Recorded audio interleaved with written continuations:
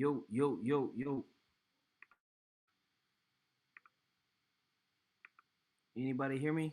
Can anybody hear me? Anybody hear me here?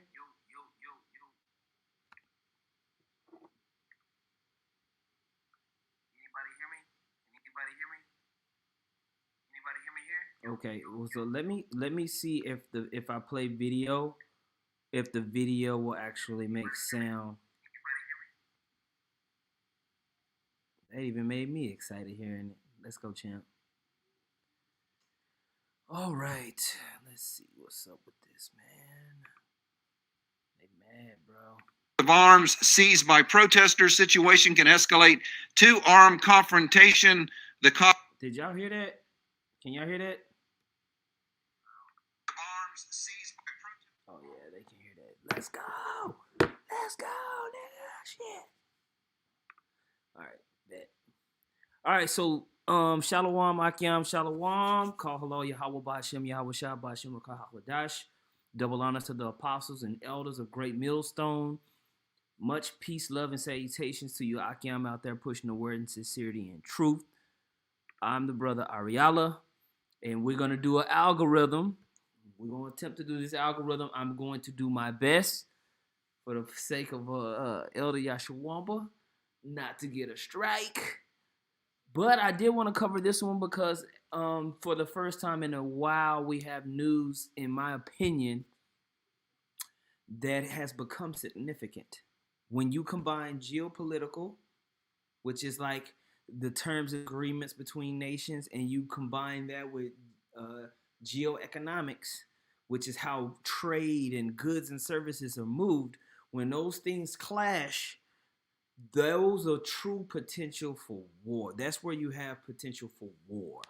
And in this situation, it's very interesting, and I want to talk about why I believe it's interesting and how it actually relates to Bible prophecy, which is why we've always called these World War III algorithms, because there's always so many different moving parts to war. It's never just I'm mad at you.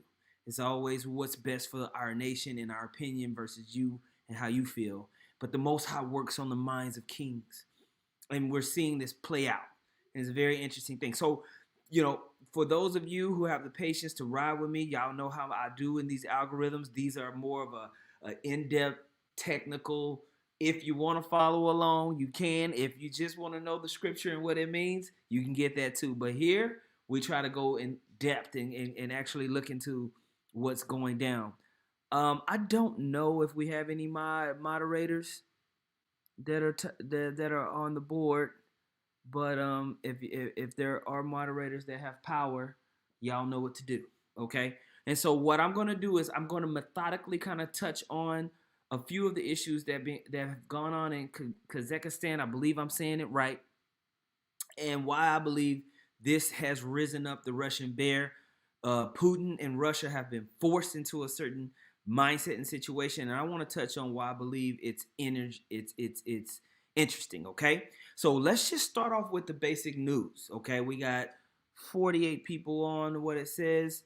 I'm going to start with the basic news, and then piece by piece, add on layers of information and prophecy as we go along. Lord willing, this is a concise, but as I said, you Akyam, you brothers and sisters haven't seen out because my last algorithms, they never made it. They just got cut. Like as soon as I hit upload, they were cut. So I'm going live with this one, and I'm not gonna mention certain things purposely to try to make sure this is all good, and we'll go from there. First things first, I want to touch on what's going on. Some of y'all know I like to use news clips, so I don't have to do all the explaining. And I'm gonna let this weird-looking person explain some stuff. In a dramatic escalation, security forces in Kazakhstan were given. And one of the things I want you, Akyam, to notice is words. When you look at American media, they want you to believe something with their words. They're not just giving you the news. They're giving you an implanted idea. It's deadly unrest over fuel prices in Kazakhstan. That right there is propaganda all off the top. Like it's deadly over fuel prices, really? Given shoot to kill without warning orders as the unrest in that nation grows more intense by the day. Russian troops are also there backing up the government. All of this after the strongman regime raised gas prices. Here's ABC's senior foreign correspondent, Ian Pannell. And Require Quam, I'm sending you the link. I'm sending you the link. All right, I'm gonna send it to you as this plays. Okay. Began as peaceful protests over rising gas prices in the oil-rich Central Asian country of Kazakhstan. But it rapidly descended into bloodshed and chaos, with the president issuing a shoot-to-kill order. Dozens of protesters and many police have been killed, hundreds of others injured, and thousands arrested. The unrest began this week when thousands of people took to the streets across the country.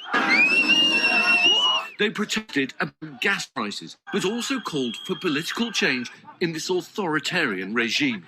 They're the largest protests since Kazakhstan's independence from the Soviet Union over 3 decades ago.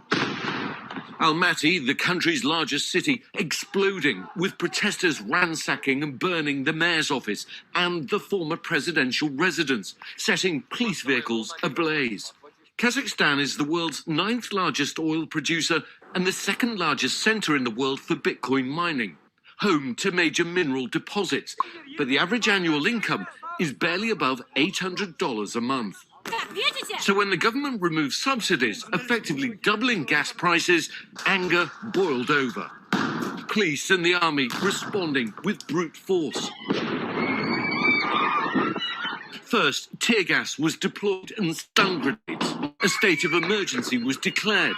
The internet shut down. But it soon became far more violent. At night, when we hear explosions, I am scared. It hurts to know that young people are dying. I am a mother myself, and it hurts my heart a lot. Kazakhstan's been dominated by one man since it left the Soviet Union, Nursultan Nazarbayev, an ex-Communist Party boss who built a cult of personality, first as president, then self-styled father of the nation. But years of authoritarian rule, repression, boom. And so they want to paint a picture that this is just everybody's broke and living on less than $800, and you know they're basically eating mud pies, and there's this extremist, you know, dictator, czar type fellow that looks mean, ruling the nation, and I'm very scared.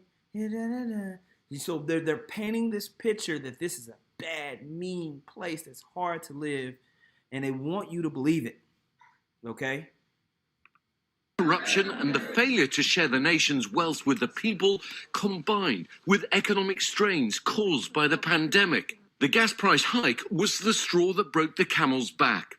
The current president, appointed by Nazarbayev, sacked the government, halted the fuel increase, and removed Nazarbayev himself from his role as head of the National Security Council. But still, the protest gathered pace.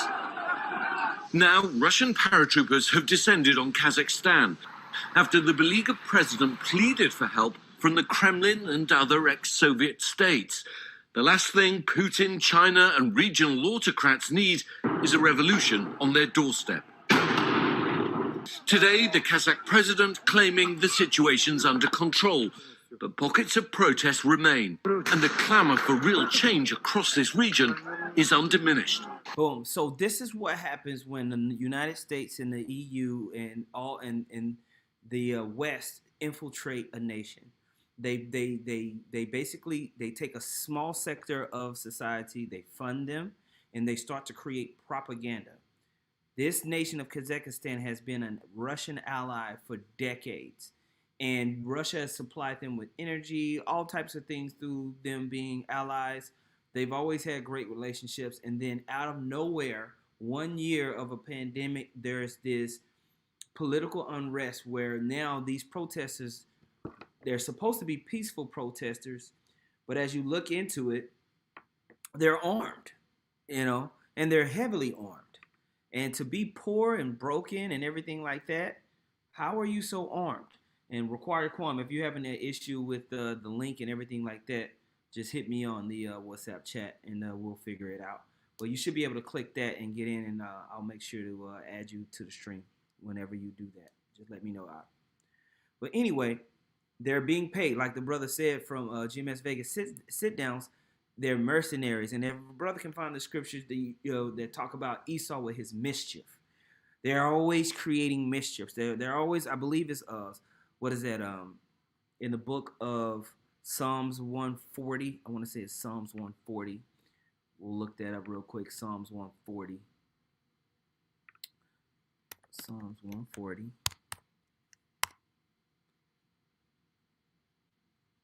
Right. Psalms 141, it says, "Deliver me, O Lord, from the evil man. Preserve me from the violent man, which imagine mischiefs in their heart. Continually are they gathered together for war. They have sharpened their tongues like a serpent." And they use their media. Their media is their tongue. Their media is how they spread their propaganda and control the propaganda all over the world. You don't really have a viewpoint of what's going on in that nation. The only thing you have is what the media tells you is going on. And they force it down people's throats like, oh my gosh, look what's going on over there. We need to help those poor people. And they put it into the minds of the West to go to war. Okay? It says they have sharpened their tongues like a serpent. Adder's poison is under their lips. Selah. Keep me, O Lord, from the hands of the wicked. Preserve me from the violent men who have purpose to overthrow my goings. All right. And so now there's what Esau is doing is because they're transitioning into a new system, they need to make sure to control resources. They want to control all avenues of resources and people. And I want to touch on this from a different perspective of just people. I want to touch on this in the perspective of rulership, markets, and y'all know how I like to talk about markets and money. Because to me, markets and money really affect how you live and affects how people respond, okay? The reason why we see Russia rising up with such fast aggression against this matter is because they understand the ramifications of what's actually going on. And they didn't have time to play. Now, there was this one site. This guy, brothers have been passing this around in the chat rooms. Off-grid desert farming with Paul and Adrian. There's one guy. He's done several videos on this.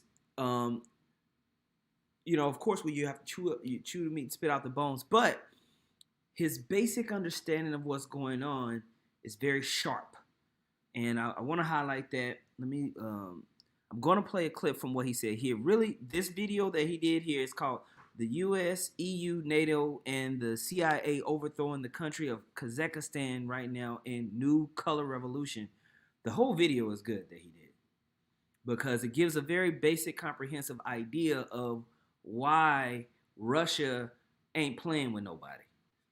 And it lets you, you can look over color revolutions. Color revolutions have been going on. Basically, this is how NATO, when you read in the book of Revelation, the 13th chapter, we can go there real quick. You know what? Yeah, we can go to Revelation 13. When you read this, Revelation 13:11 says, "And I beheld another beast coming up out of the earth, and he had two horns like a lamb. He spake as a dragon," right? So it's got that dragon is the old spirit of Rome, that whole hegemonic power structure.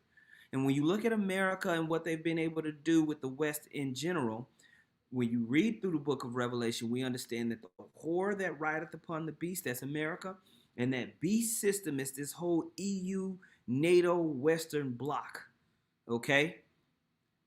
And the whole two-horn system is this idea, this whole politicized system of propaganda, of making you feel like you actually have options when you don't, right?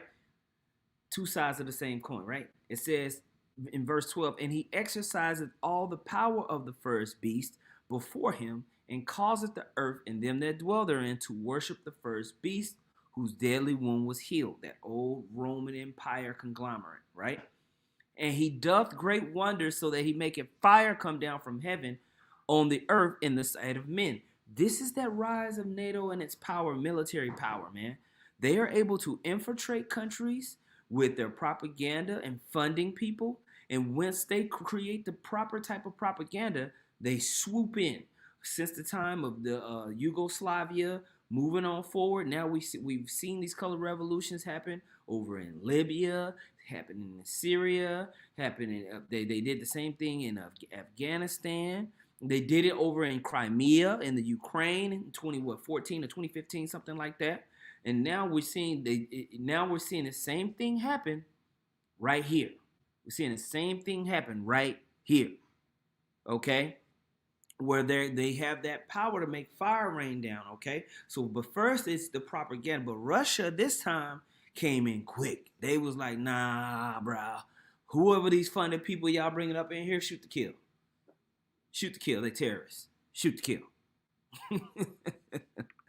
So now it's a little bit more interesting. Let me add this brother to the stream.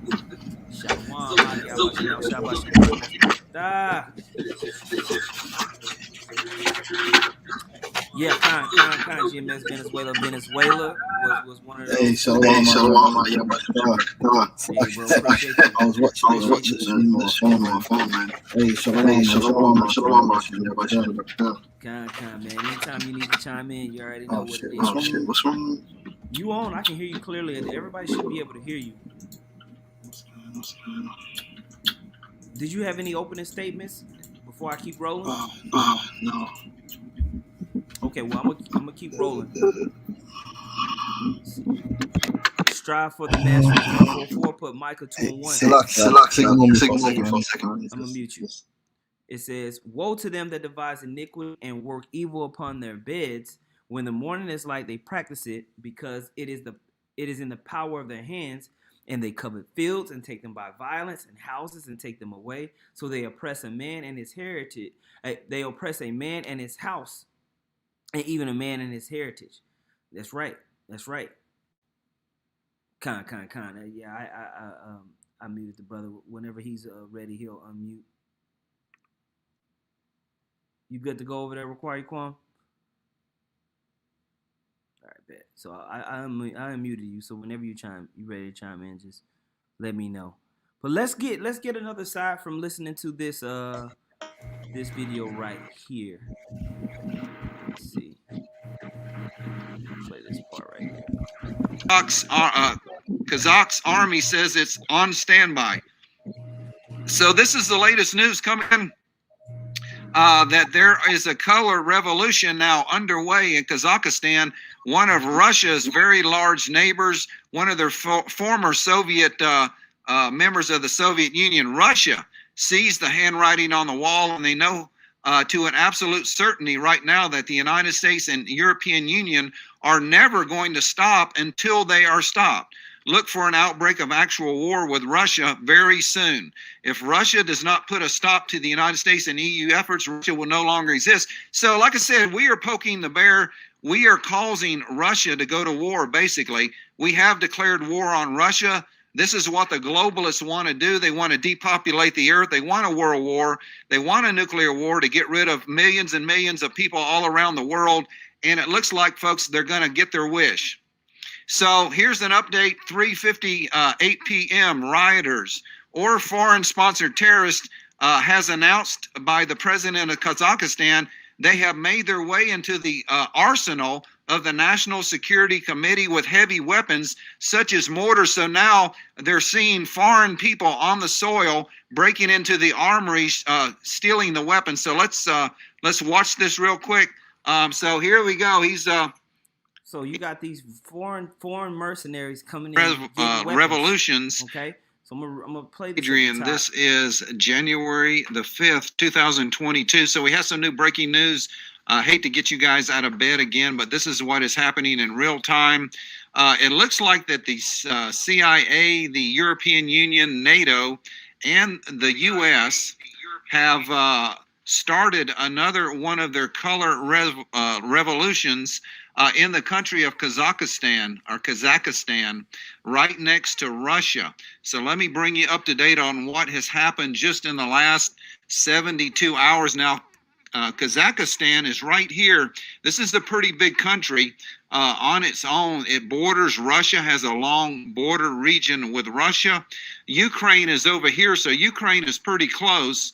Belarus is right over here. So what has happened in the last 72 hours?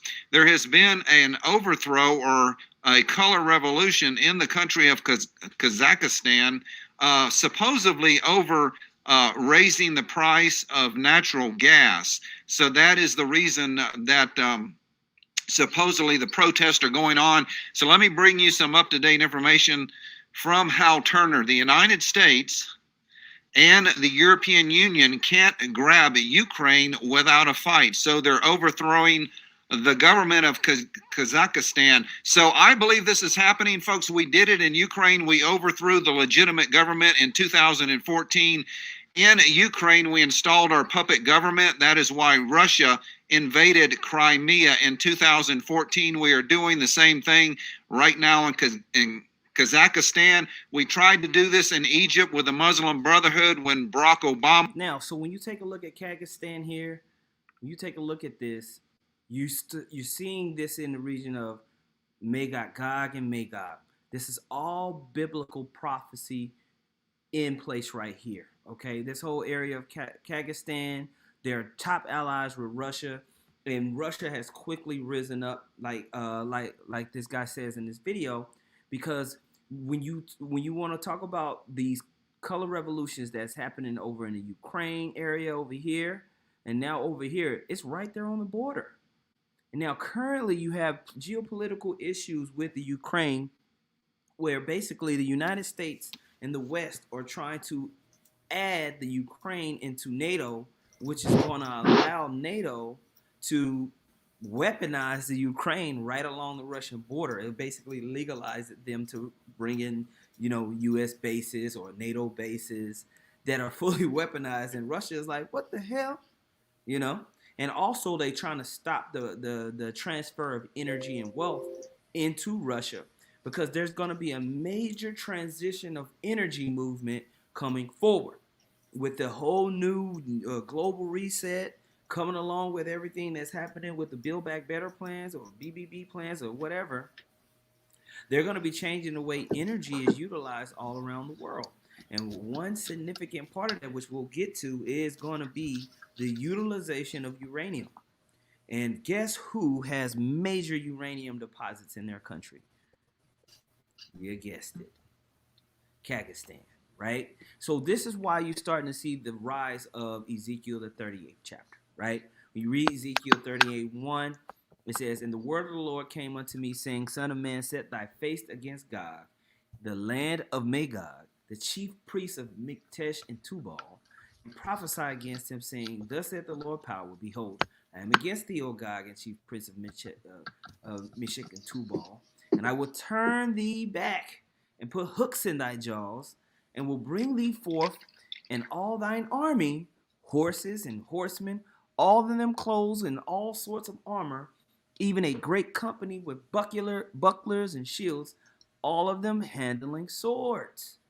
All right, and so just like they said, the hooks has been turned back, and today or yesterday you had this on Hal Turner radio show pop up: Russia moving almost entire eastern military district west towards Kazakhstan and Ukraine. Okay, an utterly massive movement of troops and heavy armor is underway from eastern Russia Sunday. At least 4 gigantic trainloads of armor and 2 trainloads of troops have departed from, I'm not going to even try to say that word, Sokorodino Umar region in the Umurskaya Oblast, right?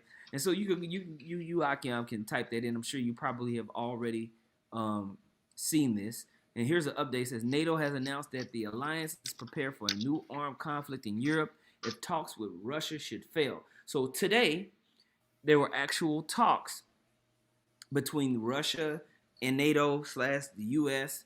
over how to keep the peace over there in that region of the Ukraine. And it apparently is not going very well. Why? Because the Most High is working on the minds of men for it to not go well, It's not meant to go well. It won't go well, all right? Just because the Most High has already determined this, right? So going back here in Ezekiel 38, we read in the 4th verse where it talks about he's going to put hooks in the jaws, and we're starting to see that. But look where it happens in verse 5. It says Persia or Iran, Ethiopia, and Libya with them, all of them with shield and helmet, Gomer and all of his bands, and the house of Togomar of the north quarters and all of his bands, and many people with thee. Be thou prepared and prepare thyself, thou and all thy company that are assembled unto thee, and be thou a guard unto them. And so now in these latter days, we're seeing this very thing happen. We're seeing the very thing happen of Russia, Gog and Magog. This whole region is weaponizing these different allies. When you want to look at Libya, put Ethiopia, which is Kush, Togomar, all this area of Turkey and Persia. These are key allies with Russia and China that have been in military, that have military commitments with Russia. Russia is a guard unto them geopolitically. They have military weapons contracts with them that are working out very, very well, and even economic ties that are starting to come to the forefront. All right? All of these things are happening in the West. Esau in the West is at a mad rush to get that under control. Required Quam, did you have any points that you want to make out? Yeah, Even if you feel like it's not associated with what I just said, just go ahead and roll, bro. Yeah, I'm coming out quite loud. Hold on. Oh, you sound pretty good over here on my end. Oh, is it okay? Hmm? That echo is gone. Shalom. I'm not. Slack out. Let me get some headphones. I can hear an echo. Okay, come. Do your thing. Let's see. Boom, that's great. Right here, the brother GMS Vegas sit downs put Proverbs 21:1. The king's heart is in the hand of the Lord, as the rivers of water. He turneth it whithersoever he will. He turneth it so wherever he will. So the minds of the kings of the earth, they really do are controlled by the Heavenly Father. When we want to talk about war, when these sharp differences are happening, and it seems like a nation is going in this direction, and just all of a sudden they're going in a different direction, you have to understand, hey, this is Yahweh Shem Yahushua working on the minds of men. Hey, go ahead and say something, Required Kwame. Let's see if the echo's better. Yeah, Khan. I think it's improved a bit. Okay, y'all, Akiam, let us know if that echo is better. Should be all right now. Yeah. Basically, I'm not. If you speak about the green agenda and how the energy crisis. The what agenda? The green agenda. No, I'm leading into that. Okay. We're gonna get into a little bit more of it. It's not just people mad about gas prices. There's actually more going on. Okay, there's actually more going on. Yeah, that's cool. We can carry on until you get to the green agenda. I was just gonna link it. MOTB. Okay. I think I might have to mute because I think it's echoing. So go ahead. Say something now, bro. Okay, Khan. Yeah. Is it okay now? Yeah, I don't hear the echo. It might be from your end actually. Khan.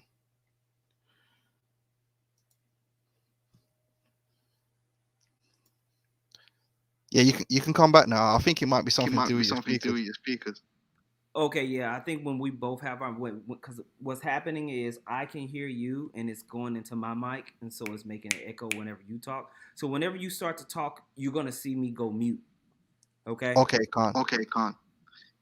Okay, but I'm gonna continue right now and move forward because right now I'm just laying the foundation of what's going on. Basically, there is a conflict happening in Kazakhstan that's pulled Russia, which is an ally of Kazakhstan, into the region, and this has major prophetic ramifications because right now the EU, the United States, are looking to control Russia and basically keep them out of this next phase of the MOTB systems that's getting ready to roll out. And so they have to get Russia under control, which, as we know, won't happen. It won't happen, bro. It's just going to lead to fighting. It's going to be great. All right, so now I want to go to this next piece of information of why this region is actually kind of important. Okay? Now, as a matter of fact, let me play this real quick. You know, my man here look like a throwback from the 1980s, bruh.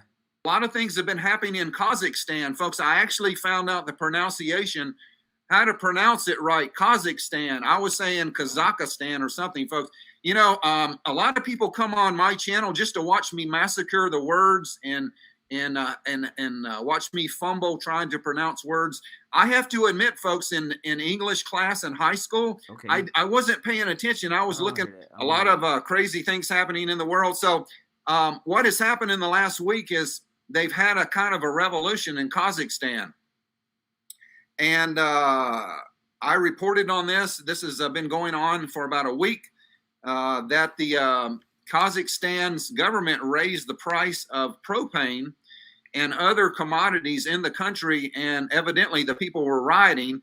But then we had other news that said this was a coup, that powers from outside of Kazakhstan was involved, NATO, the CIA, MI6. No one really knows the origin of this revolution, this color revolution. But there are reports now that there now are armed groups in Kazakhstan financed from outside powers.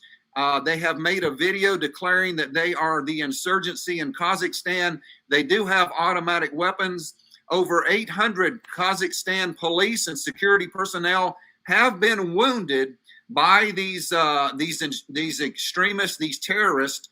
Right now in Kazakhstan, they are being financed and trained from outside sources. Many Middle Eastern mercenaries are in Kazakhstan fighting against the Kazakhstan government.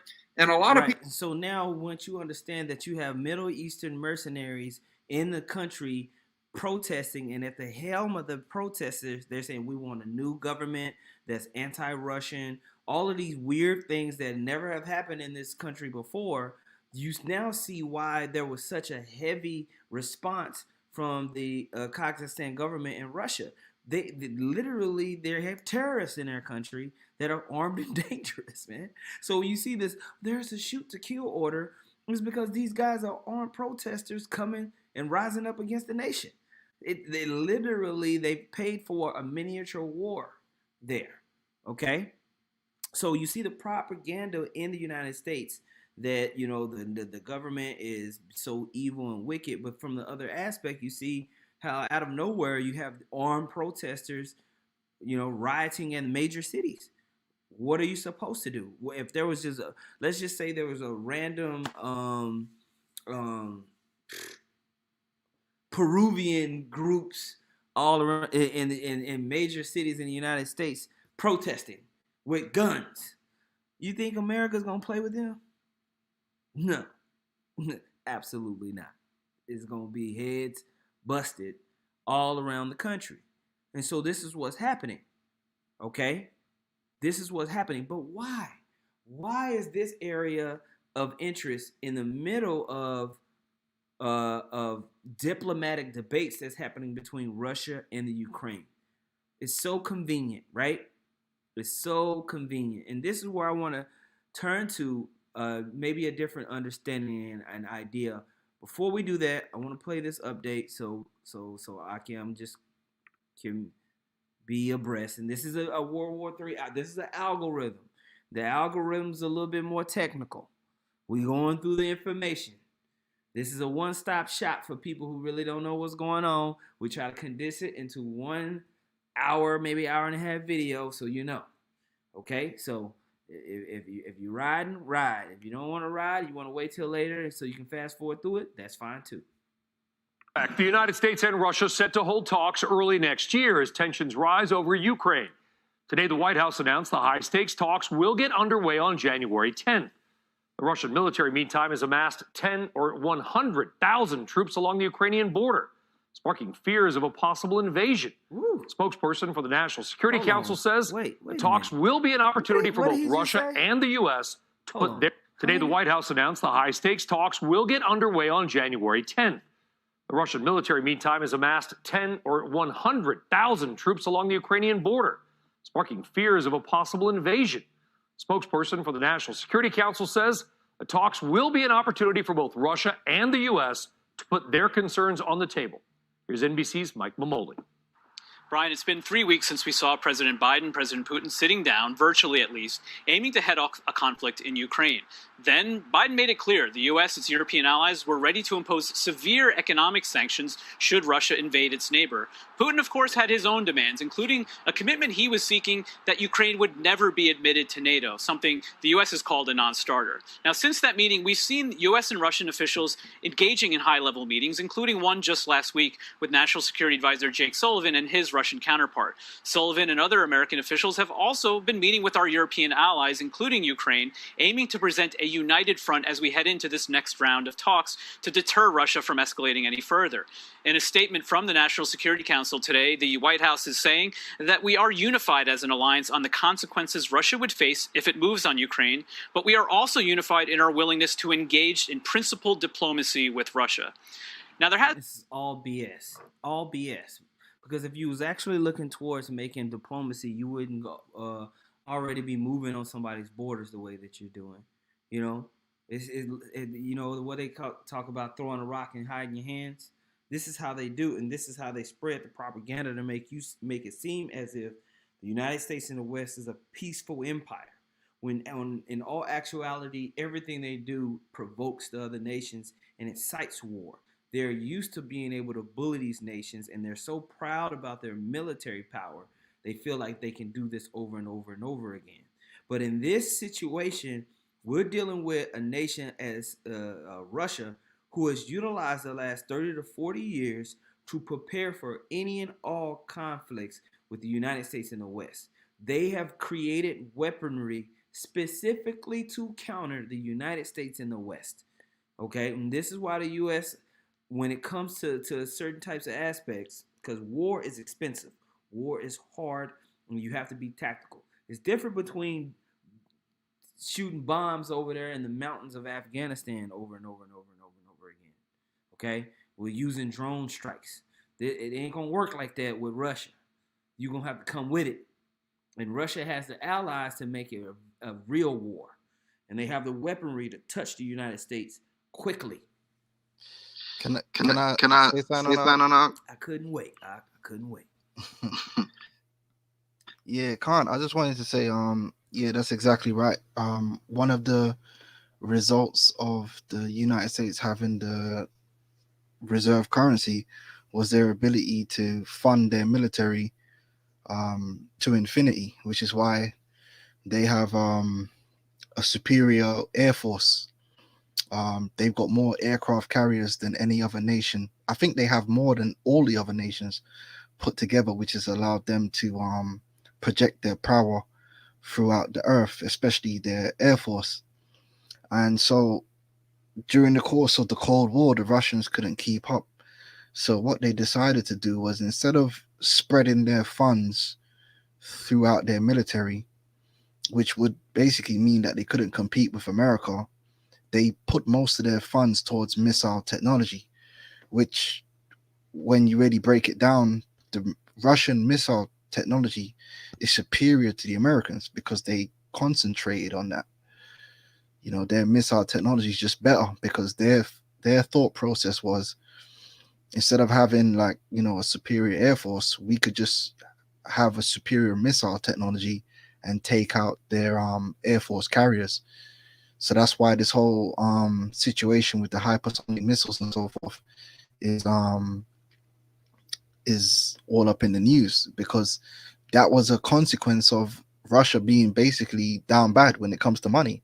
They had to put the money somewhere, so they put it into missiles. You know, that I just wanted to add that because that backs up what you were saying. You know, that's actually a fact. I'm gonna mute myself.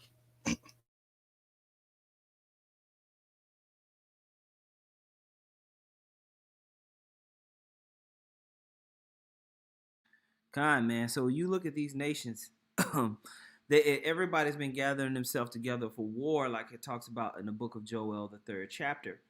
And I just pulled up a website that talks about global firepower and basically military power and rankings. And this is something that me and Required Quan, we did a lesson on a few years back. And there was a lot of things that we noticed. We noticed that, okay, America, they ain't playing. They got a lot of stuff. Like, dang, okay, they are strong. Like, you ain't just gonna roll up on America. But what we did notice also is that these nations ain't playing either. And they've been utilized in the last 20, 30 years to build. And when you combine the different military qualities of a Russia with China, with Iran, with Turkey, they measure up very, very well against the United States and its allies. Okay? They might not have as much Air Force power and missile power, but when you combine a lot of the things, everybody dies. It doesn't matter. It doesn't matter. Everyone dies, okay? That goes into scripture, Isaiah the 34th chapter, because ultimately these nations, when they go to war with each other, the purpose is for them to destroy each other, and the nations have raised themselves up, man. Like the brother just posted Joel 3:9. They've raised themselves up on a level to be able to fight against America and their allies, man. They've been funding their militaries, and that's a fact. And really, if you look at the recent wars that America has been having, they've been fighting bums, man. Like when they fought Iraq, that was a bum nation. Vietnam was a bum nation. Afghanistan was a bum nation. If you want to put it in boxing terms, these are bums. Okay, they've not really actually came up against a nation that can show any form of resistance. Yeah, they're Rocky. You remember when Rocky was after he fought Apollo Creed, and he just went and was just fighting bums, and then he came up to who? Clubber Lang. I think this is Rocky 3. And Clubber Lang told him, "You've been fighting bums. You haven't been fighting nobody, man."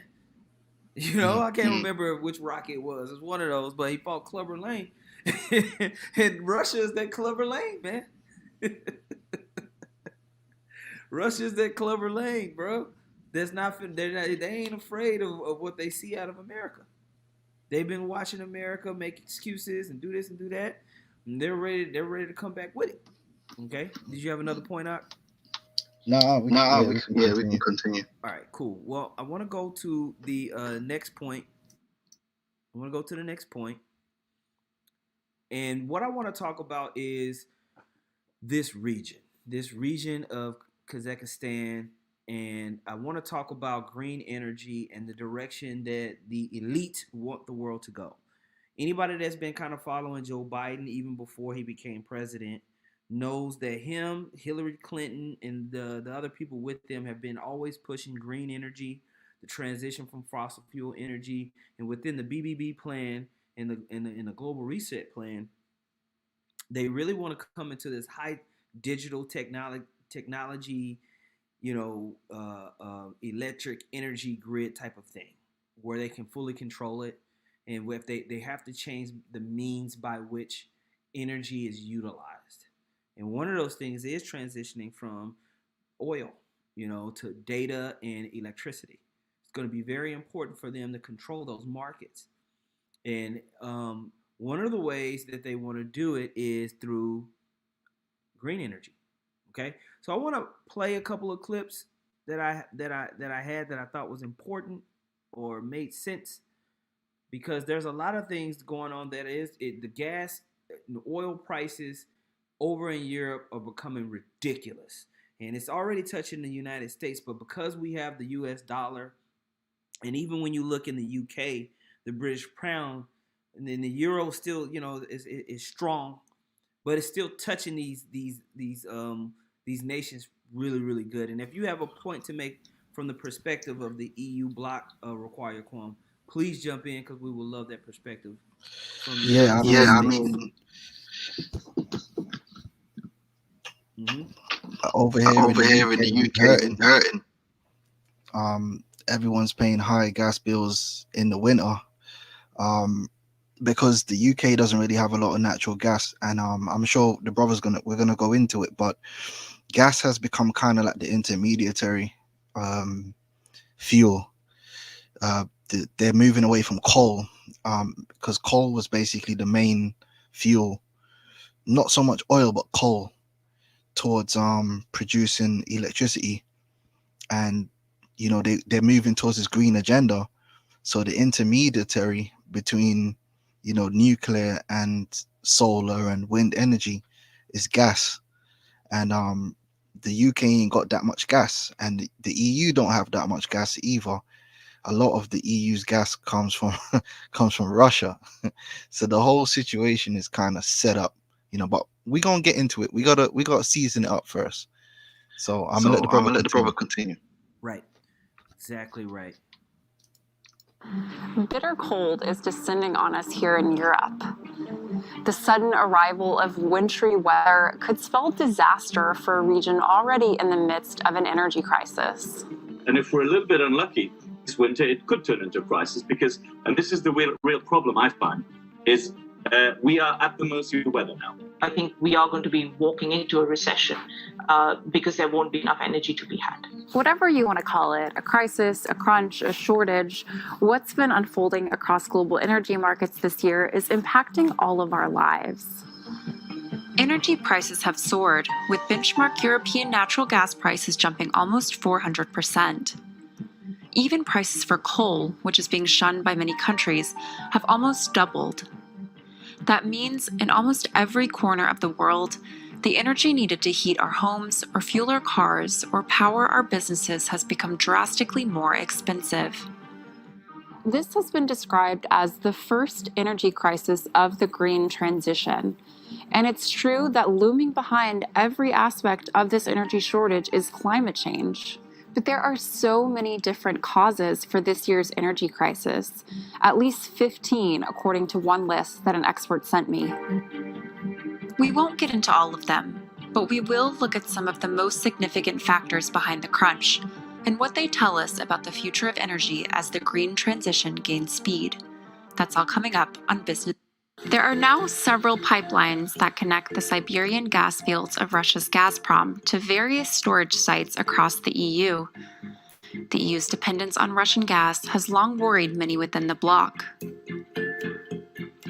When you build a pipeline, you build a relationship, and potentially there's leverage both ways, by the supplier, by the buyer. And so security has been a standing issue in the natural gas trade. And those concerns have become very real this year as the EU faces a natural gas shortage. While some countries like Belgium and France have gas storage levels around 80%, storage tanks in other countries like Austria are sitting almost half empty after last year's cold winter depleted stockpiles. Making matters worse, Russia has been slow to send additional gas to Europe this year despite the critical shortage of stocks. There is credible signs that Russia itself is struggling to meet all of the gas demand.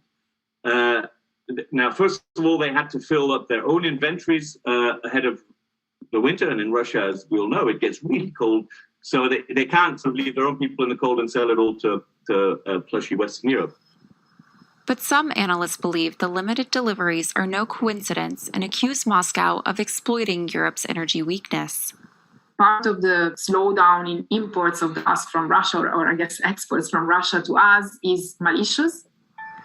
Enter Nord Stream 2, the 9.5 billion euro pipeline Russia has recently completed construction. Now, mind you, the EU and NATO have been trying to stop Russia. First, they tried to stop Russia from even completing this gas line. If they were so starved for natural gas, why would they try to stop Russia from completing this gas pipeline? They don't want Russia to have this much economic control. They got to figure out a way to circumvent Russian dominance in Europe, especially when they want to transition to a whole new economic system. Can I add that? Absolutely. Yeah, and if you remember the previous proxy war, which was in Syria, there was a pipeline which was planned that was gonna come up.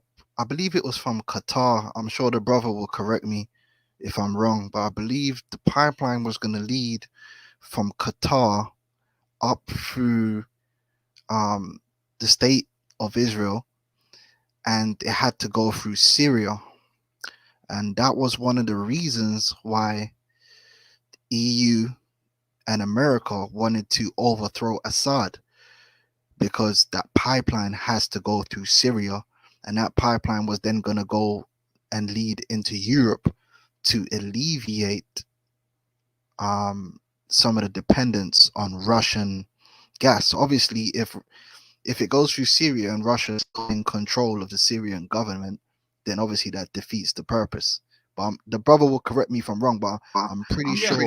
That was about it was an alternative pipeline that they wanted to have. It was either from Qatar, I believe it was Qatar. It's supposed to go through Qatar. Then they had to get through Syria and like through Turkey and go through those Turkish Greek waters.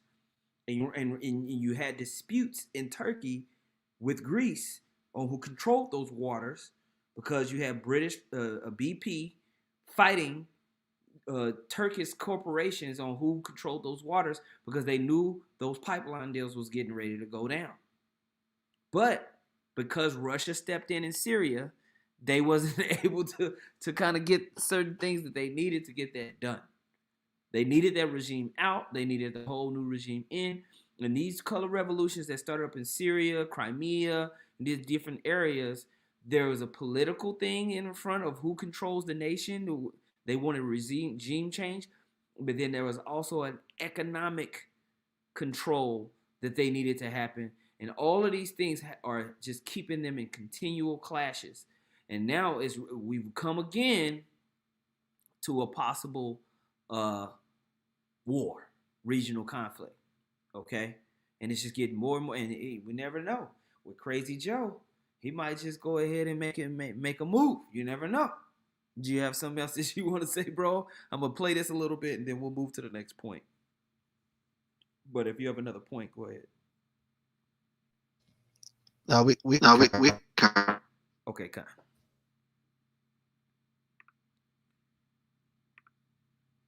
From the Russian port Ust-Luga to Greifswald, Germany.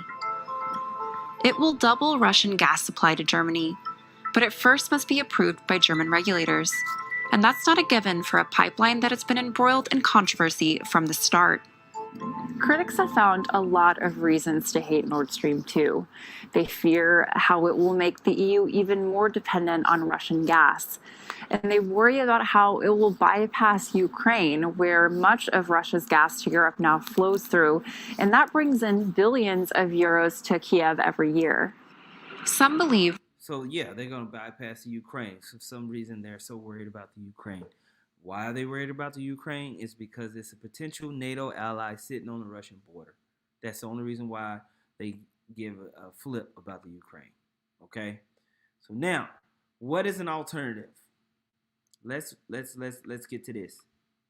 The first commercial nuclear power plant began operating in the U.S. in 1958, and there are now about 100 of them. Together, they generate a fifth of all electricity generated in the U.S., without releasing any carbon emissions or air pollution. So it's all about the reduction of carbon emissions and green and everything like that. You're going to see this more and more and more. This is green. This is safe. This is clean. Okay? Can't be said for the natural gas and coal-burning power plants that are still used for 60% of the electricity in the U.S., but that could all be changing. A new generation of nuclear reactors is in development and could lead to less expensive, easier to build, and safer to operate reactors, meaning our electrical future could increasingly be a nuclear one.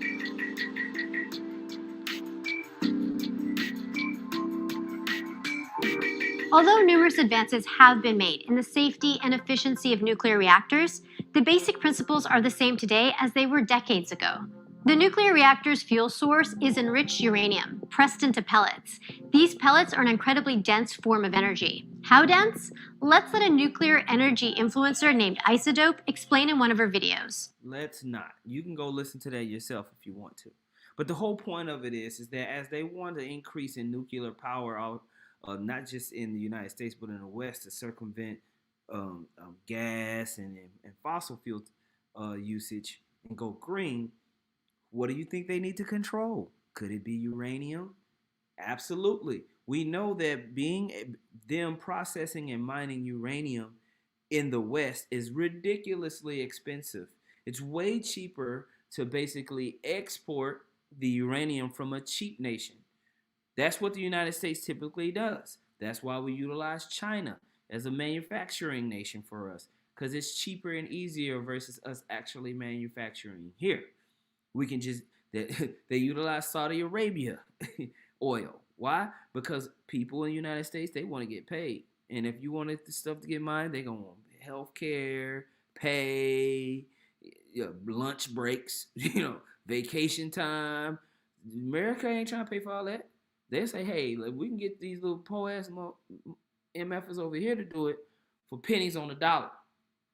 Guess who has hella uranium? Kazatomprom is Kazakhstan's national operator to import and export uranium, rare metals, and nuclear fuel for nuclear power plants. In 2018, we completed a successful IPO on the Astana International Stock Exchange and London Stock Exchange. Today, Kazatomprom is the world's largest publicly traded uranium mining company. Having the largest reserves of uranium, we are leaders in the uranium mining sector, both in production and sales of natural uranium.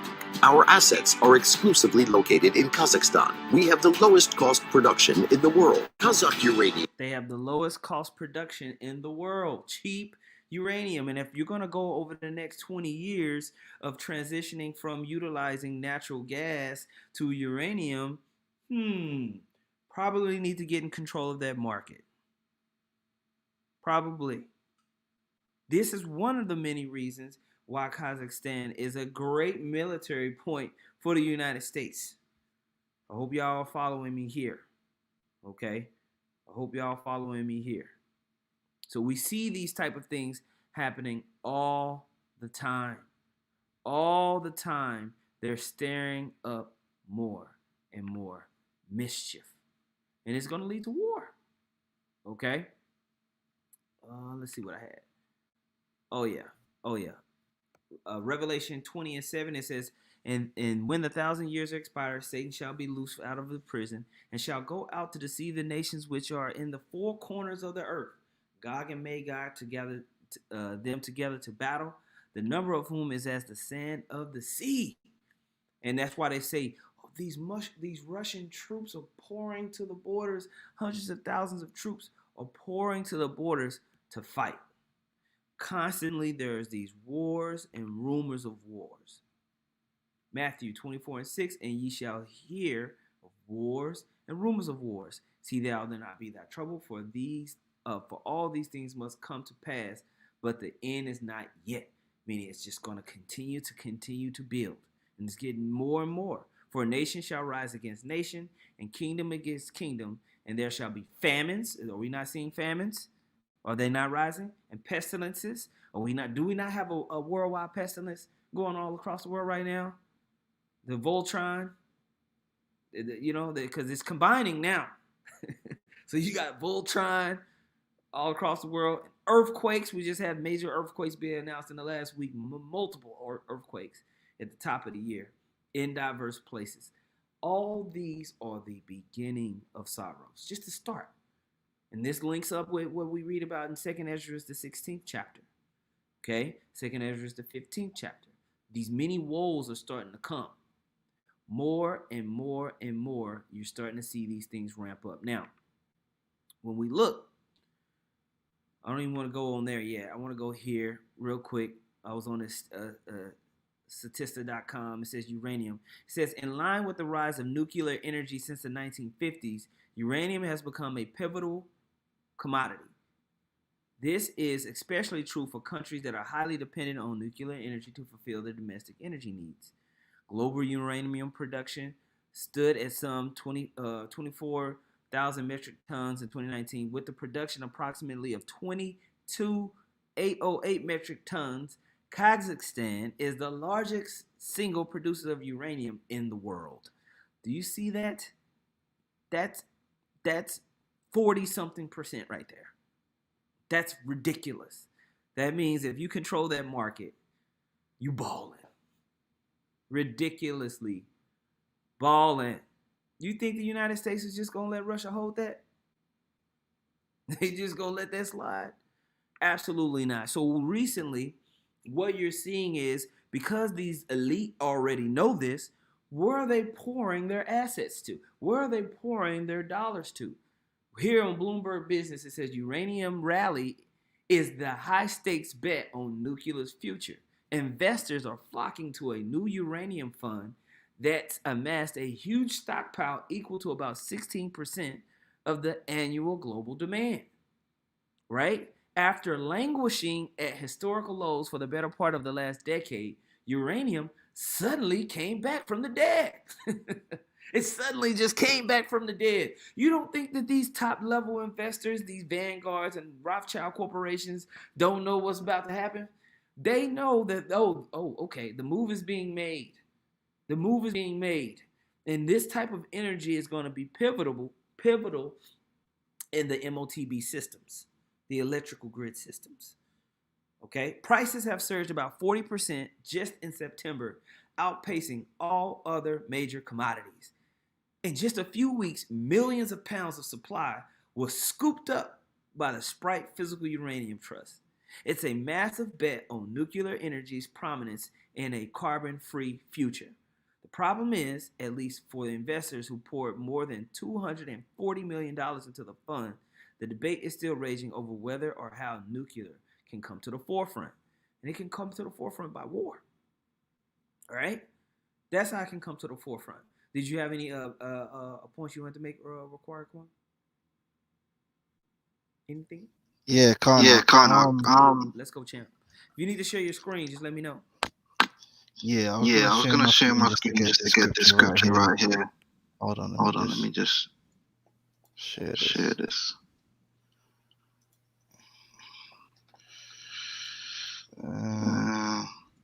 Right. Am I up?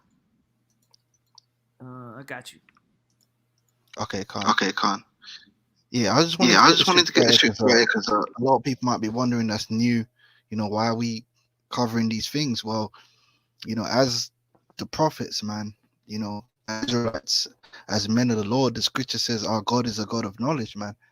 And we have to know these things. We're not going to be like these other camps. Our elders didn't teach us to be ignorant. In this world, as a Jake, this world teaches you to be ignorant. You don't need to know that. Politics, you don't need to know how that works. Geopolitics, you don't need to know how that works. The only thing you need to know about is how to get gal, and celebrity entertainment and some sports information. But really we're supposed to be real men, and real men are aware of their surroundings and the things that's happening around them. And this allows us to better understand prophecy and to look for prophecy. All right. And we understand this devil. This devil is very slick. He's very subtle. All right. I want to read Genesis 3:1. It says, now the serpent was more subtle than any beast of the field which the Lord God hath made. And ye have said unto the woman, yea, hath God said, ye shall not eat of every tree of the garden. Now, what I want to focus in on is it says the serpent was more subtle. Now, who's the serpent? Well, when you go to Revelations 12:9, it says, and the great dragon was cast out, that old serpent called the devil and Satan, which deceived the whole world. He was cast out into the earth, and his angels were cast out with him. Okay, so that Satan, adversary, that devil, deceiver, that old serpent is talking about who? Esau, Edom, right? Beginning with their elites. And I'll tell you one thing, when it comes to certain things, Esau ain't stupid. Okay, like it's Esau, a lot of times you see things happening and he's like, oops, but he knew that was going to be the outcome. And the same thing goes with this, what we're seeing right now, this energy crisis, the turbulence it's causing was, they knew that's what the cause was going to be when they brought in this green agenda, and they started trying to switch over to green technologies as fast as they have. That was impossible. It was always going to cause a problem. The earth, the people of the earth use massive amounts of energy. And you see, the thing is, the average person doesn't understand that, because we're not taught to understand things from a bird's eye view or from a higher perspective. We only understand things from our own small, minuscule level. People use a lot of energy. Okay, you think if you got a mobile phone, you got a computer in your house, you got your TV. We use, especially the Western worlds, use this massive amount of energy. That energy has to come from somewhere. Now, if you want to switch over onto so-called green technology, which is not really greener at all, then you can't do that in 10 years, because what's going to happen is you're going to have a shortfall while you're switching over. And so now that shortfall is happening, Esau wants to sit there like, oops, he didn't know, but of course he knew, because Esau is the master of numbers. You got guys like, me and the brother were talking about this guy, Richard Hart. These guys that go to these private schools, and you think they don't know how to do maths. You think they can't do what's the word called? Oh man, the word is escaping me. A simulation. So they knew that this energy crisis would happen. And I've got a video. I want to make a point on that. Like, you, even in the one video that I played, it was like, we were just completely caught off guard with the lack of natural gas we would need. Like, no. Will you understand how well calculated these economic systems are? It will blow your mind. It will blow your mind. For example, let's just use Chick-fil-A for an example. I had a friend. He wanted to own his own Chick-fil-A, and he went through the whole process. And with Chick-fil-A, in order to own one of their franchises, you have to work as a manager for 5 years there before you can even get the Chick-fil-A, right? So in managing this Chick-fil-A, what he found out was they have their shipping down to such a fine science that they have their orders for chicken already laid out for over a year. Meaning, on, let's say, January 13th, 2020, they already know how much chicken your ass is finna come in there and eat that day. To the T. To where they don't really lose money on chicken just sitting in the freezer.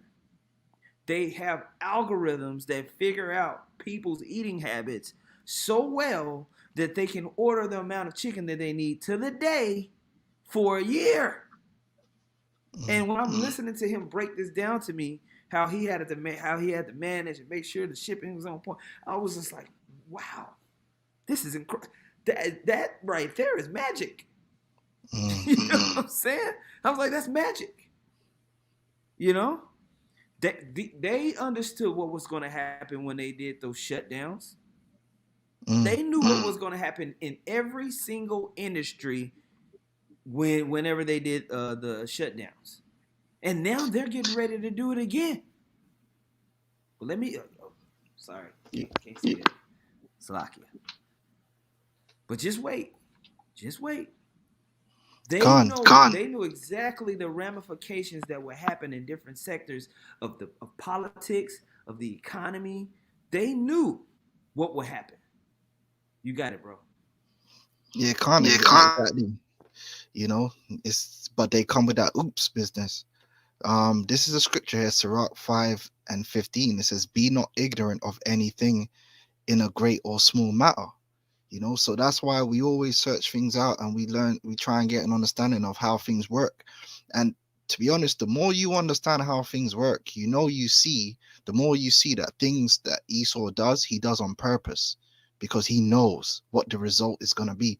And that goes back into the Hegelian dialectic of problem, reaction, solution. But to the average person, when these things happen, they think, oh, it was an accident. It's not an accident. They knew that was going to be the result. So when they came up with this green agenda, which is fake, which I'm about to show you a clip, the whole green agenda is fake. Okay, Esau Edom does not care about the environment. He does not care about the earth. Nuclear technology is a scam. Okay, it's not green because it destroys the earth. Okay, it creates toxic isotopes which destroy the planet. Okay, it can never be green. Okay, carbon dioxide is good for the planet. I don't know which way to say it. Okay, plants breathe carbon dioxide. The only reason, because I know this, because basically when I was in the world, I actually came into this truth while I was studying at university. I was studying biology and geology. That was my my degree that I was doing, and they tried to propagandize me with the whole Al Gore inconvenient truth, which he ended up getting sued for that. And if you remember, I remember that. you remember that garbage? He got sued for that. Now, if you remember, originally they called it global warming. I don't know, certain brothers that was paying attention, they used to call it global warming. They don't use that term. Climate change now because they found out, oh, that's some BS. Because 4 years after they called it global warming, the Earth went through a process of cooling or something. You know? Exactly. So they had to rebrand to, and that's what Esau does. He will change the rebrand to continue the narrative. So they rebranded it to climate change because you can't argue against climate change. If someone says, oh, climate change, well, the climate changes every day. So how can you argue against that? But what they try and say is that the climate is changing because of carbon dioxide. Now, it's very clever. And that's why I kind of read the scripture in Genesis 3:1, because it's extremely subtle. And you have to understand this, brothers that have a background in science. The way the Lord created the earth, everything that is biological is based upon carbon. The plants, the animal, everything is carbon based. We're carbon based life forms, so to speak. Yep. You can say sign up. Everybody do the Nate right now. I breathe fine. I might be poisoned. Bro, every time you take a breath in and out, you're breathing out carbon dioxide. Every single time. The number one producers of carbon dioxide is the humans. So when they want to talk about climate control, they're talking about human control, basically. Because it's really the regulation of all carbon-based life. Okay? That's really what they're saying subtly. Is we need to get in control of all these humans producing carbon dioxide. Y'all taking away our Garden of Eden. Our Edomite technological Garden of Eden is being ruined by all you humans. And this is the reason why. We're going to tell you subtly that you are actually killing everything. You're the problem. But you got it, bro. Exactly that. So in a roundabout way, the climate change focusing on carbon dioxide is another way of saying that carbon dioxide production is a problem, and therefore all human activity is a problem, and therefore all human activity needs to be controlled. And so they came out with this green agenda. Right now, with the green agenda, they're creating a crisis because coal, if you actually research it, right, originally when they were burning all this coal, yes, by burning the coal, it creates certain reactions that cause like acid rain and so forth. But they actually created scrubbers where the coal power plants would literally produce steam because it would scrub all of those pollutants out. But they don't care. They shut down all of the coal production, but there wasn't enough renewable so-called energy to replace it. And this is what's led to this crisis. They shut down all the coal power plants because the world's energy or electricity grids were mainly based upon coal, and that's why your boy Trump was complaining that China ain't shutting down their coal, but America is, and that's part of what's creating this crisis, okay, and leading into the situation with the gas, okay. And again, this all is going to lead into the market of the you know what, because they're going to have to control everything. Everything's going to have a carbon footprint and blah blah blah. But I want to play this clip right here from Al Jazeera, and it's pretty much going to explain it. So I think we can start from around here. And obviously, we also have climate change to deal with, and we all, everybody, including myself, we want to achieve the Paris climate change goals. But to get from here to there, we still need investment in transitional fuels like gas, and that's hard to come by with. So people are not investing. The weather is getting cold, so we are in a perfect storm of prices skyrocketing, and the economy is also recovering from past COVID. Silvia Pastorelli in Brussels. I mean, what's your take on So basically, they're blaming the weather. And they're also blaming the changeover is too quick over to green energy, and they're braving the C word. this crisis? Then I mean, surely the experts should have seen this coming. Right. So this guy says surely the experts should have seen this coming, which they did. And this is the problem. But see, they're not letting the people know that they knew this was going to be the end result, because they want it to be a problem, because they want to come in and ration electricity. And that's what this is all about. There's gonna internationally, there's gonna be war for resources. That's all part of the problem. But within nations, they're gonna start having to ration electricity, just like how you have it in Nigeria, where they might say we're gonna turn the electricity on for 4 hours out of the day, and the rest of the day you ain't got no electricity. Okay, but that's all gonna be managed through the smart grid. Through what? I'll let you brothers think about how that's going to be managed. MOTB.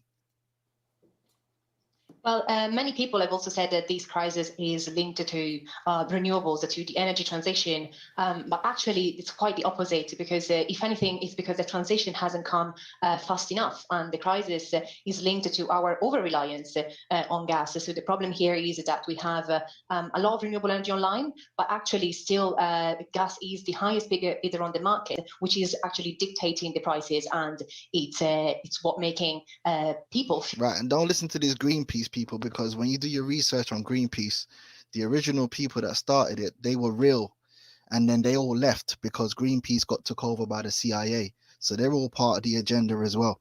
So brother, you could carry on. I just wanted to bring that out, that this thing, it was all set up on purpose. They knew that when they switched over to this green agenda and they started shutting down all these coal plants, they knew that they weren't going to be able to bring through the renewables fast enough to replace the coal plants, which is going to lead to an energy crisis, which is directly leading into this conflagration that we're witnessing.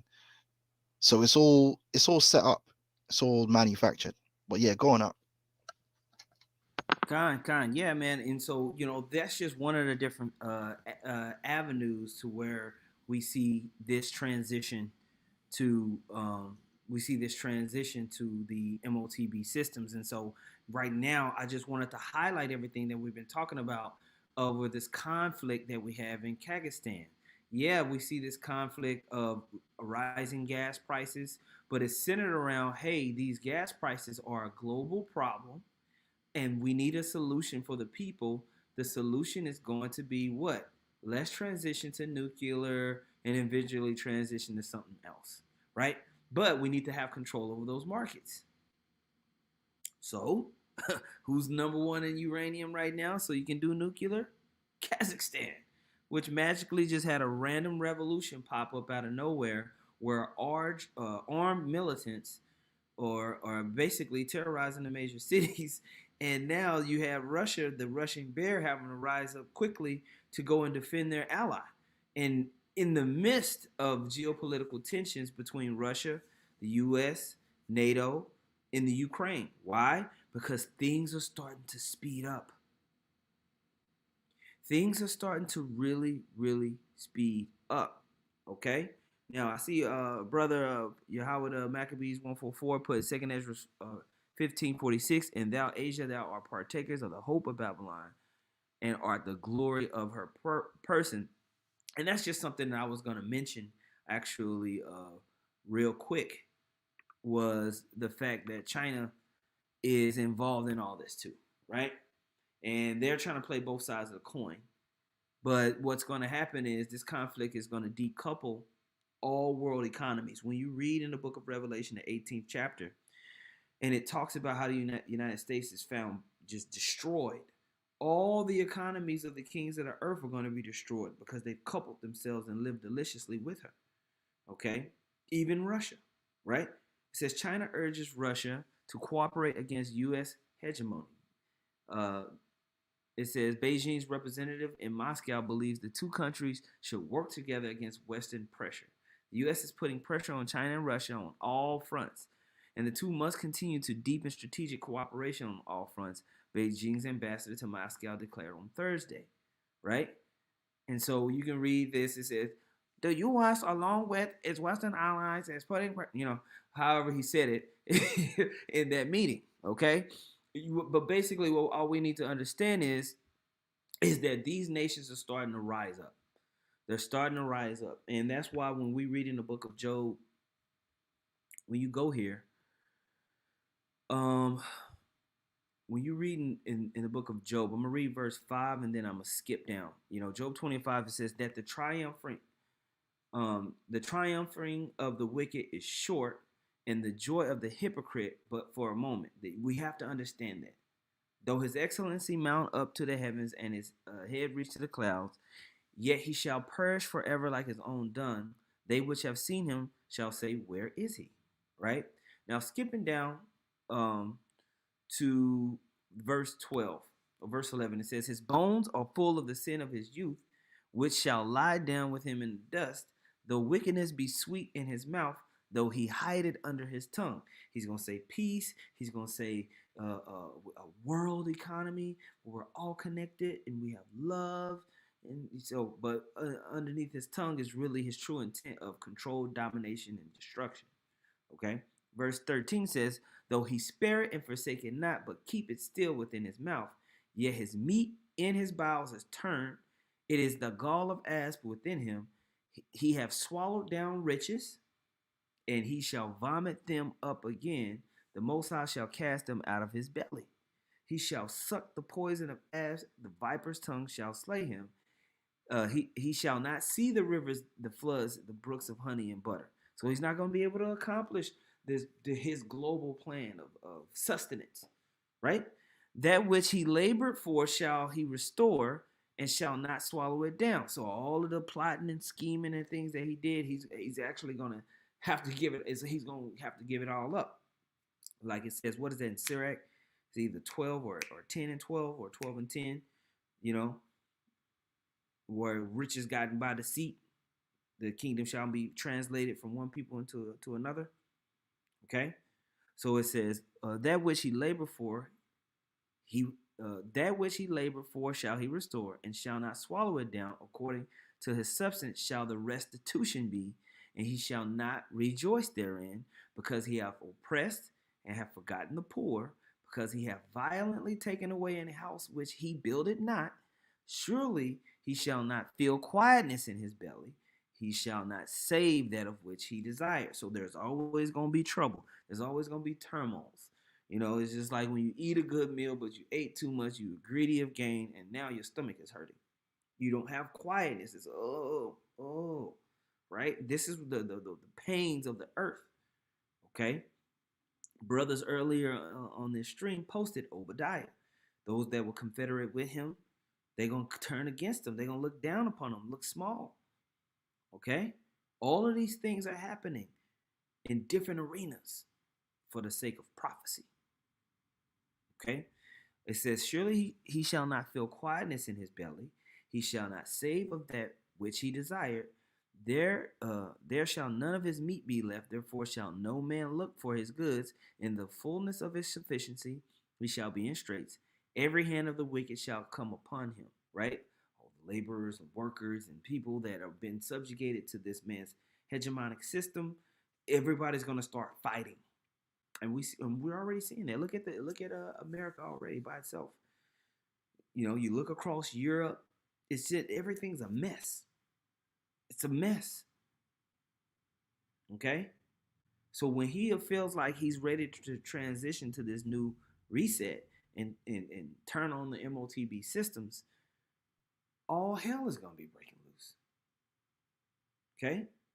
This is where everybody's going to now look toward the prophets. They're going to look towards the men that have been telling them this whole time to get right with Yahweh Shem Yahweh Shah. This is when everybody is going to shut up. Okay? Everybody's going to shut up in that day. With whatever stupid sentiments that you have in this world and what you think you should have, everybody's going to be subject to, oh man, I want to know what the men of the Lord would do, and I want to follow that. That ain't them IGPK clowns, man. Right. Yeah, them guys told you that the mark of you know what is an embargo. Absolute madness. Absolute madness. Okay? So all of these things are gonna be happening, okay? All of these things. Now, when you go back down here to verse 20, verse 22, in the fullness of his sufficiency he shall be in straits. Every hand of the wicked shall come upon him. When he is about to fill his belly, the Most High shall cast the fury of his wrath upon him and shall rain it upon him while he is eating. He shall flee from the iron weapon, and the bow of steel shall strike him through. It is drawn and cometh out of the body. Yea, the glittering sword cometh out of the gall, tears upon him. And that's what we all understand is that thermonuclear war, right? That's what's going to happen. That's why you see the rise of the Russian bear.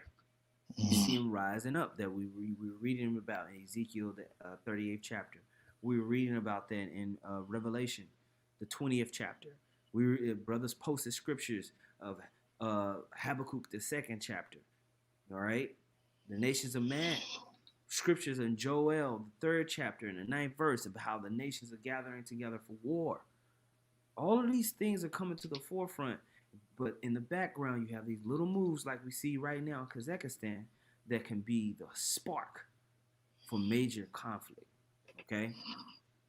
So, I just wanted to kind of touch on that and go over that. I feel like we're at 92 minutes, so that's a good amount of time. Do you have anything that you want to go into? The floor is yours, brother. The floor is yours. Please. I just wanted to get and you don't have to cut yourself off, brother. You don't have to cut yourself off. Take your time and go over whatever information you want to touch on. I just wanted to share this article that we found earlier today, because all these prophecies are connected. That's one thing that you learn. The more you study and you study these prophecies, these events that are going to take place, the more you realize that ultimately it's all connected. One thing leads to another. The MOTB, the World War III, the famines, the time of Jacob's trouble. Okay, because one thing the brother mentioned earlier was how, did you notice how Russia and Kazakhstan have used the American threat in order to clamp down on the population in Kazakhstan, right? So what do you think America's going to do? When you, Jake, try and there's going to come a point where you, Jake, try and protest, you guys must be working with them. And they're going to use the same the same reasoning. So it's all connected, but that's the time of Jacob's trouble. But I want to show this article right here, okay? Just to show you how things are connected. It says here, here's how the energy crisis turns into hunger and then war. So we know the prophecies of the famine. The scripture says many shall die by the sword. That's in 2 Ezra 16, verse, where we at? Right, 16 and 22 says, for many of them that dwell upon the earth shall perish of famine, and the other that escape the hunger shall the sword destroy. And we know that sword represents, World War III, but also, skirmishes within the nation. Okay, chaos. Right now, this article says what? Here's how the energy crisis, which we're going through right now, turns into hunger and then war. So let's read quickly. It says, we have previously warned about the whopping food crisis and supply problems in the fertilizer market. All right, because these people don't follow. First of all, they're not blessed, right? Secondly, they don't follow the land Sabbath.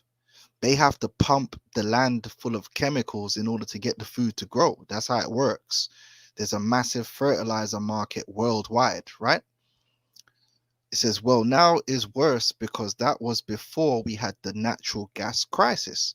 Okay, so as we're explaining to your brothers and your few sisters, because they've shut down all these coal plants, so you're no longer supplying your electricity grid from coal, and nuclear power plants take time to build, and all that wind energy and solar energy is garbage. That stuff doesn't work. That can't supply the entire people. They're having to draw more from gas supplies, natural gas. But natural gas doesn't only supply electricity. Natural gas supplies fertilizer. So it says natural gas is the critical input into making fertilizer. Urea is essentially ammonia in solid state, the process of which entails reacting ammonia with carbon dioxide. And we all now know that thanks to the climate Nazis, that CO2 is currently the devil. The problem, of course, is that no natural gas, there is no urea, and with no urea, there is no fertilizer. And with no fertilizer, well, we will eat each other. So we've gone into previously how you are having a problem with weather patterns anyway, where the food supply is being affected by weather patterns. The food supply is also being affected by a lack of fertilizer due to the supply chain. But now it's also through lack of fertilizer because you can't make the fertilizer, because they mainly use artificial fertilizers, because the gas is being used to manage the energy crisis. So do you see how they're in that's gonna make food prices, before there's a food shortage, the cost of even making the food, growing the food, if these fertilizer prices are being squeezed like this, the cost of even growing crops is gonna go up, right? So the food is gonna get even more expensive. There you go, which plays into prophecy, right? A man shall have no pity on his neighbor. For lack of bread. It says, here are the spot urea prices. And as you can see, look at the prices of urea. That's a parabolic rise right there. It's going to the moon. Yeah. A moon shot. That's a moon. We should have invested in that. I know, man, right? All right. So something else that we had noted some time back in Korea, but which now seems like a larger problem. All right. Here is an article about an Australian farmer who warns the urea supply crisis could halt normal life within weeks. Goodness gracious. Here's what he says. Not only will we not be able to grow cattle, and we will not be able to grow food, and we will not be able to grow grain or anything like that, but even if we could, we can't move it. And like I said, the elites, maybe not the lower level dons, but the elites know this. Why do you think they be pushing vegan? Why do you think they be telling you, what they call it? What's that thing called? Beyond Meat. They're already preparing you for, look, man, you're gonna get that Matrix grub. You see that shit that they were giving, that Tank and them were eating on the Matrix with all the essential vitamin minerals. That's what you're gonna be eating in them concentration camps. All right, because we can't turn a wheel in a truck because we have no AdBlue. AdBlue is needed for diesel vehicles. Half of all trucks on Australian roads run on diesel. as of February, we might not have a truck on the road in Australia. We might not have a train on the tracks. So quite literally, the whole country comes to a standstill as of February. The farmer then goes on to say, go and have a look in your cupboard and go and have a look in your fridge. And I guarantee you that just about every single item there, at some point, urea has been used to produce the item, whether it's a steak or a salad or a can of beans. So now you see how the prophecies are coming to pass in so many different ways. The algorithm is turning. This famine, you're gaining more understanding of how this great dearth is gonna happen. There's so many different factors that the Lord is bringing to pass that's gonna lead to mass starvation. Okay. Kind. I want to get a couple scriptures. I mean, appreciate all you Akion posting scriptures. If you are taking notes, make sure to look towards the comment board to reinforce some of the points that we've been making, because brothers have been consistently posting scriptures that match us prophesying preaching right now. Now, Yahweh the Maccabees 144 put 2nd Ezra 15:13. They that till the ground shall mourn, for their seeds shall fail through the blasting and hail and with a fearful constellation, which is one of the popular scripts. 2nd Ezra, of course, we've been mentioning when you read on down within the scripture. Behold, Jeremiah's spiritual ark 144, 2nd Ezra 16:19. Behold, famine and plague, tribulation and anguish are sent as scourges for amendment. On down, and the brother stand fast in the faith 444 put 2nd Ezra 6:22. And suddenly shall the sown places appear unsown, and the full storehouses shall suddenly be found empty. When you take away a man's sandwich, he is ready to fight. This is prophecy, man. I want to pull one point real quick, because the times of famine is mentioned in the scriptures. As we can see, we got several examples over and over and over again. But when you go this particular scriptures, brothers like to bring out, when you look at this scripture in the NLT, the translation of it pops is Ezekiel 4:9. This is mentioning the siege of Jerusalem, but you can translate this to what's happening in any siege, in any place, and you best believe that the world is being besieged. Ezekiel 4:9 says, now go and get some wheat, some barley, beans, lentils, millet, and emmer wheat, and mix them together in a storage jar. Use them to make bread for yourself. This is where you get the Ezekiel bread, right? Bread for yourself. During the 390 days, you will be lying on your side. Ration this out to yourself, 8 ounces of food for each day, and eat at set times. Then measure out a jar of water for each day and drink it at set times. You see that?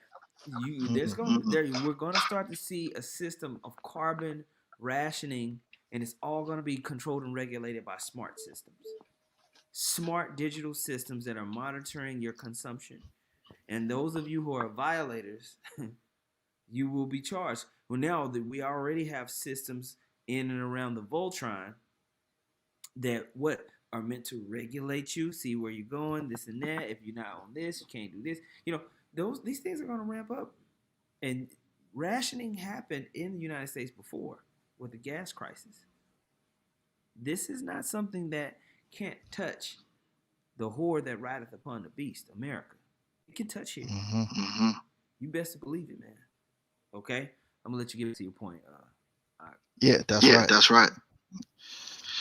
It says moving to Europe, you have a full-blown energy crisis unfolding there, made worse by increasingly more destructive policies by the point issues. Yeah, because it's on purpose. Let's produce more solar and wind when it's proven to be both inadequate and massively costly, and the supply chain crisis. Yeah, and like I said, they knew that. Yeah, they ran the numbers. So here we now witnessing the beginning of what promises to be a storm. Think cold and hungry, and you've got the right picture. The electricity comes largely from natural gas, and that natural gas comes from those peaky Ruskies, which they knew that. European gas prices surge above 100 euros with eyes on Russia.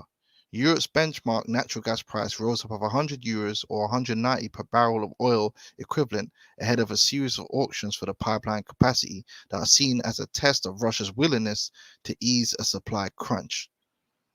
All right. And yeah, that's pretty much it. So this whole situation is playing out to bring forward the prophecies. World War III, okay, the MOTB, the famine, right, the chaos, the perplexity, right?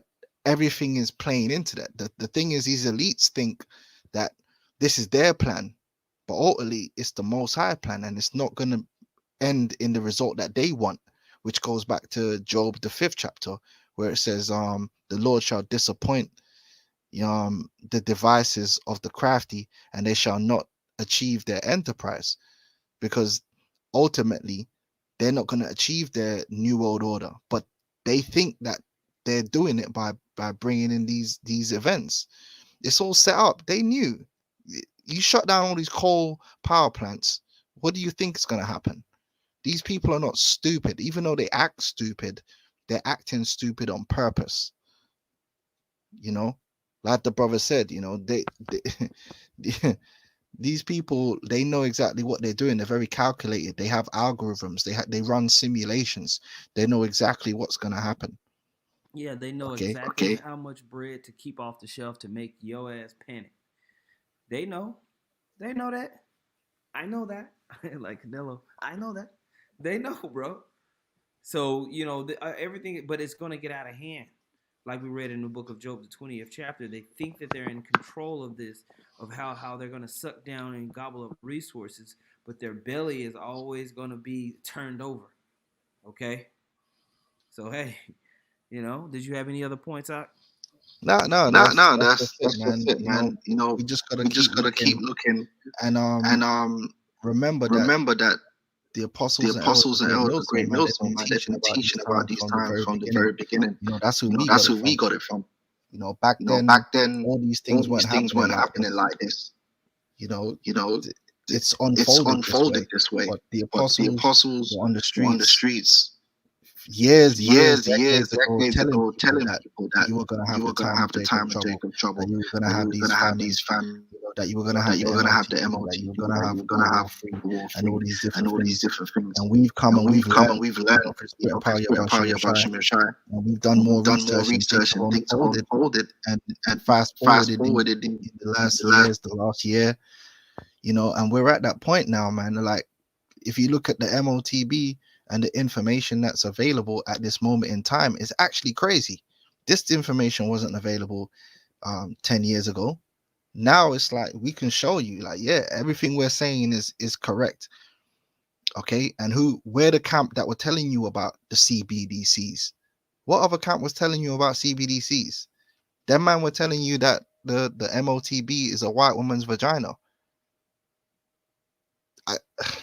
They actually were saying that. They would this is what they were teaching. They were telling you that the MOTB is an embargo because they have disdain for you, because Johanna and Nate think you're so stupid that you don't understand what an embargo is, because it's true.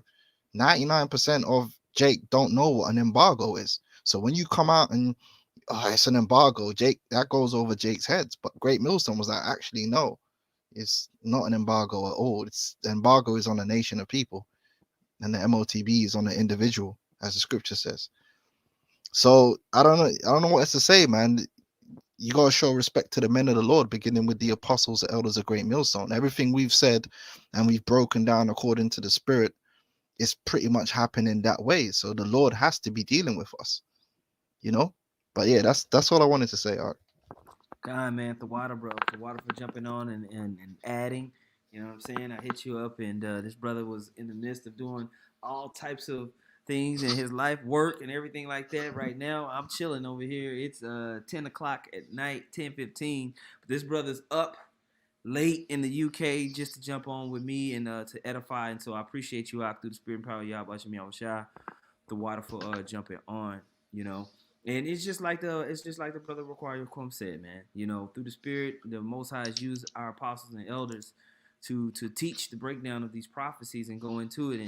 And now we see this whole issue going on in Kazakhstan, and we're able to take a spiritual lens, a prophetic lens, to grab out and say, hey, there's more to this. Why is Gog and Magog? Why is Russia involved? And we understand that that's prophetic. Russia came quickly. And they came with guns ready to blast. You know, they set off an order of, hey, if anybody got guns out there, kill them. We ain't playing with y'all. And Russia quickly mobilized troops. And so now we see that all of these things are bringing together Ezekiel 38, Joel 3 and 9, Revelation 18, 19, 17, all of those, and 20. You know what I'm saying? All of them, you know. Isaiah, Jeremiah, the 50th chapter. All of these scriptures we continuously go through, but now prophecy is jumping off the page. Now the prophecy is like watching a hologram movie because it's so actually in your face. Yes, 10 years ago, the whole MOTB was some far-fetched idea that was like, oh, we just got it from some conspiracy blog. But now, no, we're showing you clips of the news. You know, this is what we're doing. You know, with some weird looking white woman telling you, we're going to put this in you. Okay? That's what's going on. And so ain't no more games. It's time to make sure that we get right and tight. So with that, man, I'm going to close out, bro, man. The waterfall, everybody jumping on, man. Call halal, Yahweh, Bahashem, Yahweh Shai, Bahashem, Rakam, Dash. Double honors to the apostles and the elders of Great Millstone. And much peace, love, and salutations to all you brothers and sisters out there. Pushing the word sincerity and truth, man. Shalom. Shalom.